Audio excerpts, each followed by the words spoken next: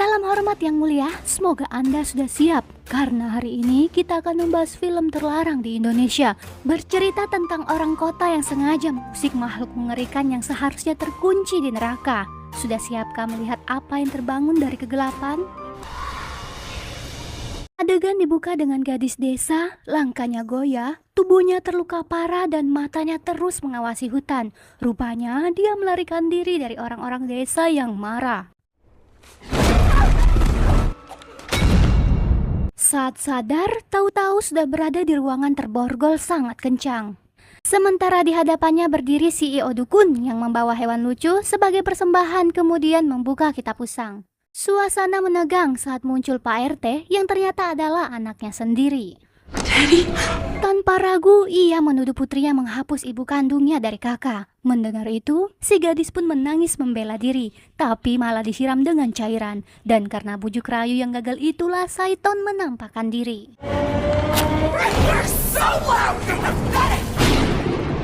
Sontak warga desa langsung menggelar ritual yang mengerikan untuk menyucikan jiwanya. Dan film pun benar-benar dimulai. Singkat cerita, David dan pacarnya Natalie baru tiba di kabin terpencil. Mereka disambut Olive yang kini jadi perawat dan Eric juga sukses jadi guru STM. Suasana sempat hening, sampai akhirnya Eric bilang Mia mengudut di belakang. Hey, Mia. Charming liar. Mia adiknya David seorang pecandu. Itulah alasannya mereka jauh-jauh datang dari kota demi membantu Mia. Hingga pada akhirnya mereka semua menjadi saksi saat Mia bersumpah untuk berhenti jajan garam Cina. Ever. David pun kaget saat melihat kabin warisan orang tuanya dibobol. Ternyata selama ini dipakai Genzi mengaduk slime. Selain kotor dan berantakan, banyak ditemukan balon rasa pisang. Padahal dulunya kabin ini menyimpan sejuta kenangan, sekaligus cerita tentang masa remaja Mia yang suram. You okay? Mia mendadak terdiam, teringat bersama ibunya yang setengah waras. Sampai suatu hari, David pergi ke kota meninggalkan Mia sendirian. Bahkan setelah ibu mereka tiada, David tak pernah pulang. Karena luka batin itulah yang mengubah Mia menjadi makhluk tuluy. Mendengar itu, David merasa jadi kakak paling luknut. David, there's something you need. Saat menjelang maghrib, Olive kembali mengatakan tentang rencana merehab Mia hingga subuh. Olive menegaskan jangan sampai Mia kabur dari kabin apapun yang terjadi. Namun David mulai ragu. Jika keadaan adiknya memburuk, maka dia berniat untuk membawanya pulang. Tepat di tengah malam, Mia tiba-tiba sakau. Dia mengamuk gak jelas, pengen jajan garam Cina. Terpaksa mereka mengikatnya di kursi sampai dia tenang. Lalu tiba-tiba si Acu mencium bau aneh yang bersumber dari basement. Melihat noda yang sudah mengering, mereka yang penasaran langsung membuka pintu. Basement itu terlihat mencekam dengan aroma aneh yang tajam di udara. Dan ternyata masih ada ruangan bersembunyi dengan aura menyeramkan yang bikin bulu merinding. Oh my god. Mereka pun menemukan sisa makhluk menggantung membusuk di antara benda-benda aneh sisa ritual. Lebih mengerikan lagi, ada sebuah kitab dibungkus kompe hitam usang dengan jerat kawat berduri tajam. Rupanya orang desa sengaja meninggalkan benda terlaknat tersebut.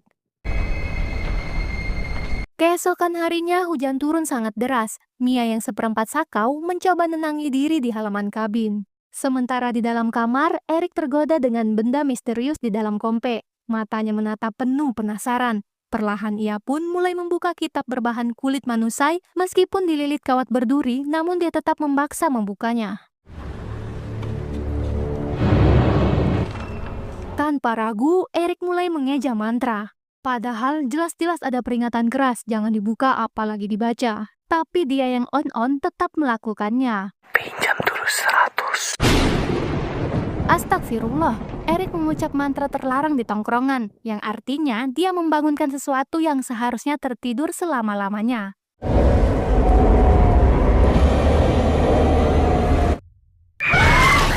Mendadak Mia melihat Mak Kunti berdiri di antara pepohonan, memanggil namanya dengan suara yang bikin lutut mau resign. Dalam ketakutan, Mia langsung berlari ke kabin. Ia menyuruh teman-temannya segera pergi, tapi tak ada yang peduli, karena mereka pikir Mia cuma mengadi-ngadi cari alasan biar bisa pulang. Come on, David. Putus asa dan ketakutan, Mia nekat mencuri kunci dan kabur lewat jendela berharap bisa selamatin dirinya sendiri. Tapi pas di tengah jalan,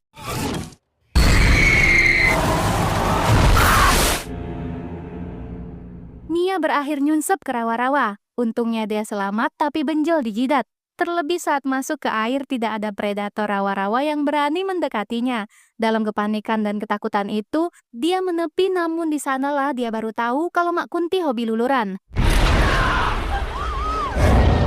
Sontak Mia berusaha kabur tapi terjatuh menghantam tanah dengan keras. Sebelum sempat bangkit, akar-akar pohon bakau melilit tubuh dan lehernya dengan brutal. Lalu tiba-tiba,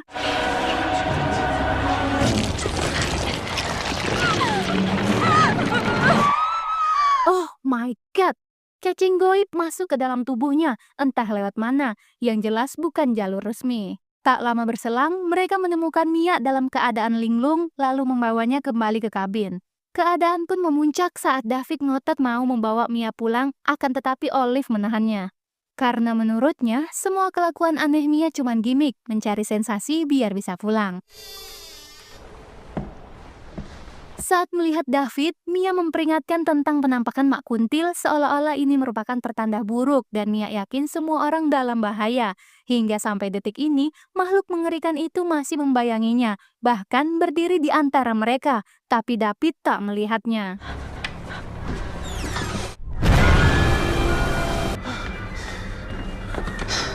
Eric, what are you doing? I know you do. Sementara itu, Eric kembali membuka kitab iblis. Matanya langsung tertuju pada gambar akar-akar bakau yang melilit korbannya hidup-hidup, persis seperti yang Mia ceritakan. Di halaman selanjutnya ada gambar seorang wanita mandi air mendidih, tapi entah apa maksudnya. Di sisi lain, David membersihkan bangkai sisa ritual di basement. Saat membuangnya ke tong sampah, ia menemukan noda segar persis di depan gudang. Setelah ditelusuri, noda itu mengarah ke lubang biawak yang tembus ke gudang. Rupanya, noda itu milik si Acu yang ditemukan Matot entah karena apa, tapi kuat dugaan Mia lah pelakunya. Karena marah, David langsung mencari Mia yang sedang mandi. Tetapi di WC, ternyata Mia kerasukan mencoba mengakhiri diri persis seperti di kitab kuno. Namun untungnya, David cepat menolongnya. David pun segera membawa Mia ke kota, tapi saat melewati sungai kering kemarin, rupanya terjadi banjir. Alhasil jalan satu-satunya tertutup, dan ternyata Saiton tidak membiarkan mereka pergi. Singkat cerita, David kembali ke kabin dan mereka nggak nyangka Mia bakal sesinting ini. Ujung-ujungnya Olive yang disalahkan, karena dialah yang paling vokal ngelarang Mia pulang. Sampai-sampai Mia nekat jadi seperti itu. Bacotan pun semakin memanas, namun diam-diam Mia muncul membawa beceng epep dengan ekspresi yang datar. Setelah berkata kalian akan matoy, tiba-tiba Mia lobet jatuh tersungkur. Melihat itu, Olive buru-buru mengamankan senjata, akan tetapi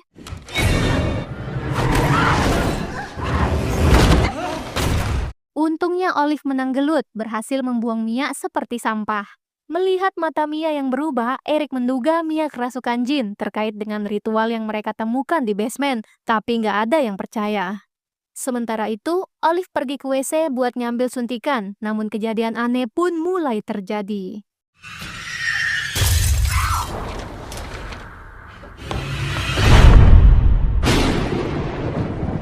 Oh my god!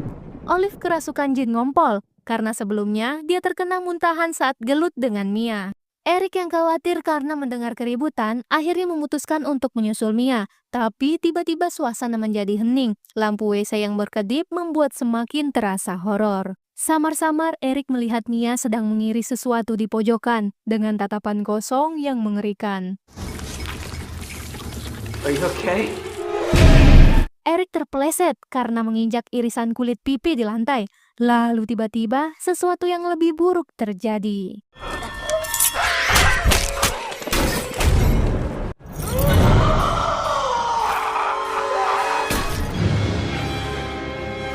Singkat cerita, David merawat Eric yang terluka parah. Eric menjelaskan kemarin dia membaca mantra pinjam 100, yang mungkin saja memanggil makhluk tak kasat mata. Yang pada akhirnya, makhluk itulah yang merasuki Mia dan Olive. Tapi David yang sok rasional nggak percaya omongan Eric.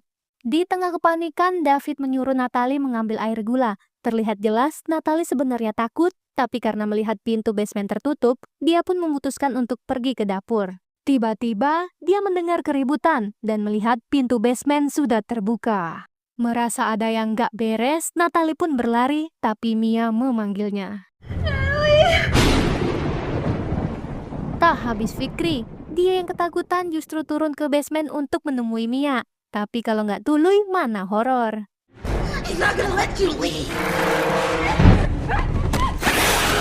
Entah berapa lama, tapi saat Natalie sadar dari pingsan, dia melihat sosok gelap merangkak mendekatinya dengan aura yang sangat mengerikan. Sosok itu tampak berbeda dari Mak Kuntil yang sebelumnya. Lalu tiba-tiba,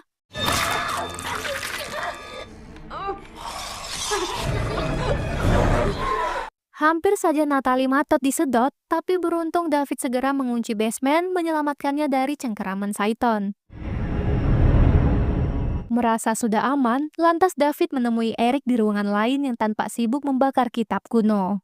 Tapi anehnya, kitab itu kebal api, bahkan bara pun ogah menempel. Eric lalu menjelaskan kalau iblis yang disebutkan dalam kitab itu adalah The Taker of Soul, makhluk neraka yang bakal bangkit kalau 5 korban berhasil dipersembahkan.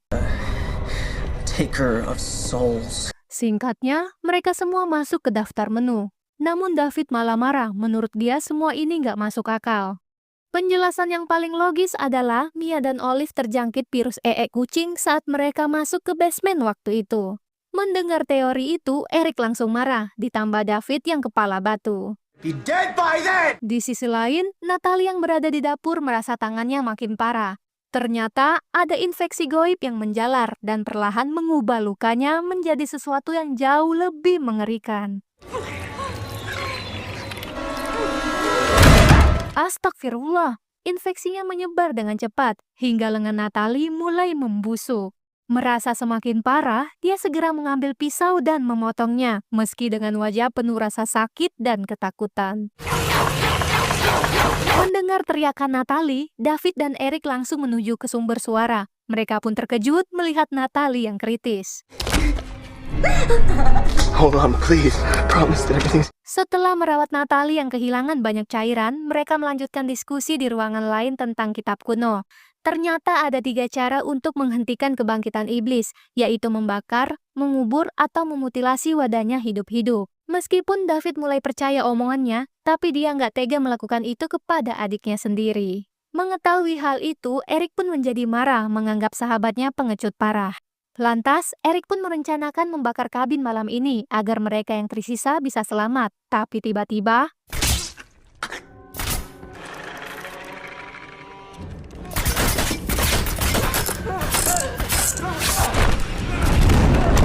dikira sudah berakhir, tapi saat David akan mengamankan beceng Epep, Natalie menghilang entah kemana. Take it.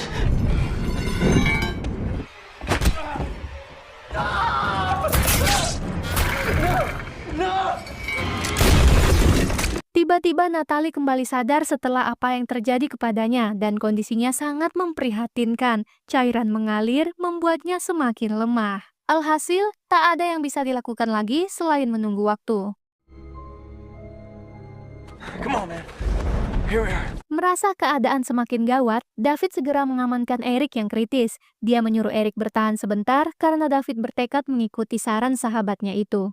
David yang murka karena Natalie, akhirnya memutuskan untuk membakar bersama dengan kabin peninggalan orang tuanya sebagai cara terakhir untuk mengakhiri teror yang seolah tak berujung. Akan tetapi, iblis tahu niat David. Dia mulai mempengaruhinya dengan lagu tembang kenangan.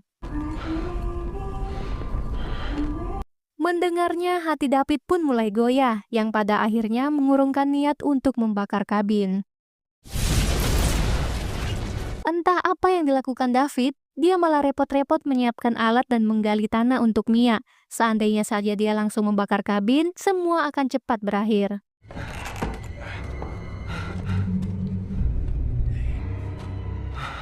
Singkat waktu, David nekat masuk ke basement yang gelap dan mencekam demi mencari adiknya yang kerasukan.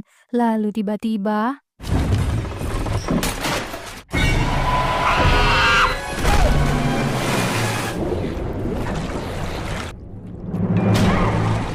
Hampir saja David tenggelam, untungnya Eric datang tepat waktu. Sementara itu Mia pingsan jatuh di tempat, namun Eric lebih tragis lagi, dia matot di tempat akibat dicucuk Saiton.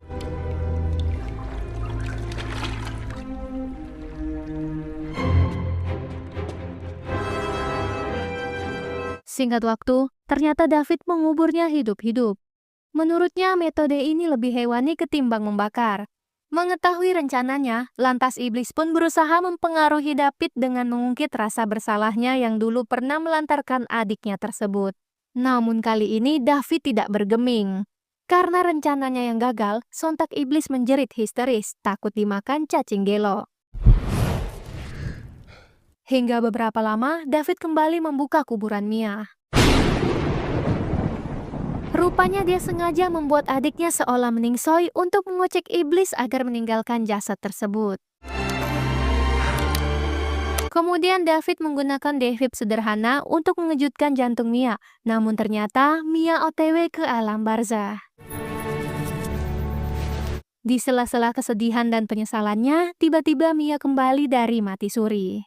David terkejut, tak percaya dengan apa yang terjadi di hadapannya, dan akhirnya Mia berterima kasih kepada David karena tidak meninggalkannya seperti dulu. Thanks for not leaving me, David. Singkat cerita, David dan Mia berencana pulang, namun saat mengambil kunci mobil dan kenangan di kabin, tiba-tiba...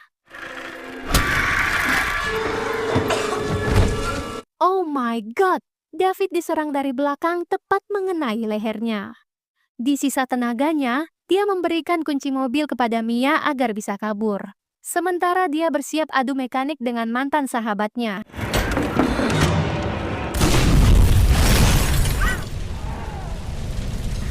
Ternyata David mengorbankan diri demi Mia. Hingga tak lama berselang, tiba-tiba langit menangis darah, menandakan iblis The Taker of Soul akhirnya bangkit dari neraka.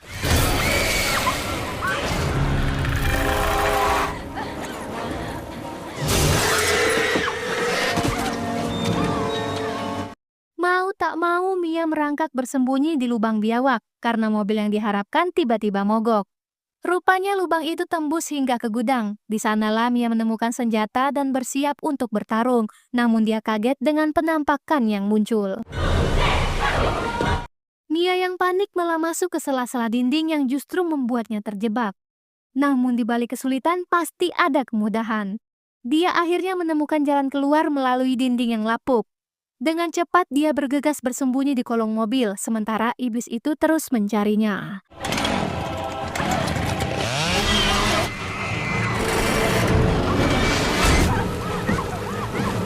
Astagfirullah, tangannya kejepit.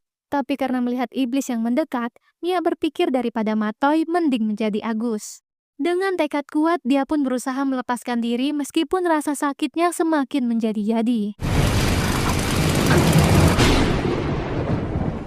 Iblisnya konyol, malah datang ke Mia untuk mendiskon nyawa.